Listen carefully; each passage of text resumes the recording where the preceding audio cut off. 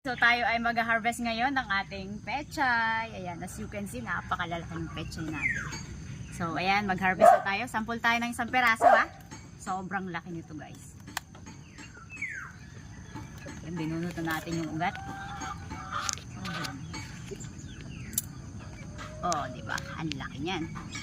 Hinarvest ko na nga pala lahat ng mga pechay dito sa ating mga plant box dahil nag-pre-order kasi ako dito sa amin at ilang minuto nga lang ay marami nang umorder nito, kaya nag-stop na nga muna ako magpa-order dahil baka nga wala na tayong maibigay na pechay dahil kokonti nga lang yung ating mga tanim dito. Limited lang kasi yung ating pinagtataniman dito, kaya naman kailangan ko talagang i-fully maximize yung ating space para nga mas marami pa akong maitanim at makapagbenta pa tayo ng mas marami. Pero kahit kokonti nga lang yung ating mga pechay dito ay sobrang nakakatuwa dahil bawat puno nito ay talaga namang napakalalaki. Nakakawala ng pagod kapag laging ganito. And by the way, malamig nga pala dito sa amin ngayon. At parang nga rin ako nasa Baguio. Kaya naman feel na feel ko lalo ang pag-harvest. At kapag ganitong weather nga, ay napakasarap din magtanim. Lalong-lalo na nga ng lettuce. At saka mga strawberry. Dahil bagay na bagay nga sila sa ganitong klima. Sana nga laging ganito yung weather dito. Para lagi rin maganda yung ating mga halaman.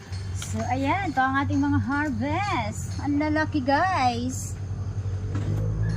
Tinitimbang ko na nga pala itong ating mga ini-harvest para nga magkakaparehas ang bigat ng bawat isang tali. Hindi nga po pala per kilo yung bentahan natin dito dahil direct na nga ito sa ating mga consumer. Kumbaga wala tayong middleman. At yun nga yung mas maganda kapag nagbebenta tayo ng direct. Kahit ko konti man, medyo malaki yung ating kikitain at mas magiging sulit nga yung mga pagod natin. Eto nga na itali na namin lahat itong mga pechay. Kaya naman magdi-deliver na rin ako maya-maya. Tapos na po tayo magtali-tali. At tayo po ay naka 16 na tali. O, diba? Ang pa-order po natin ay 15. And tayo po ay naka 16 na tali. Ipack na natin to guys. At i-deliver na natin mamaya.